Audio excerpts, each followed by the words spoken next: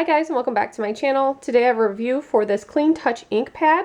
This is used for babies' handprints and footprints, and it's super simple. It's supposed to be very quick, easy, and you don't put ink on your child's skin, which I think is super cool. I love that idea because, as you know, that gets really messy. It's hard for the kid to stay still.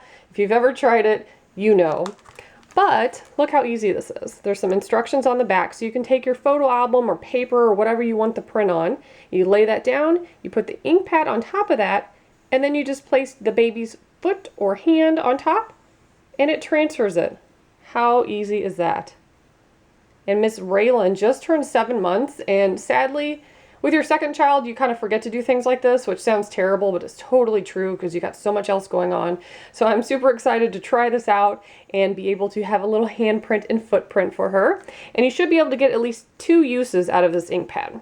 So I'm going to go grab her and we'll be back to show you how it works. So here's what it looks like, and it tells you this is the wrong side. So I'm going to turn it over like that. And Raylan's going to bring her little footsie over here. She hates people touching her feet. Oh, I don't know if that landed it or not. Let's press down and lift up. Did it work? Oh my god! Cute. I think one of her toes kind of was off the thing, but she's also 7 months old and not a newborn. Let's see if we can get her hand next to it. If you were doing this when they were babies, it would fit on there easier. Okay.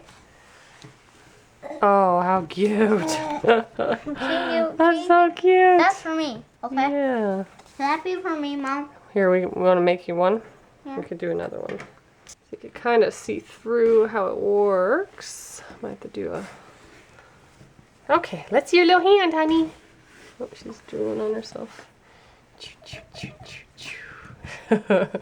Da-da-da-da-da. Okay, and lift.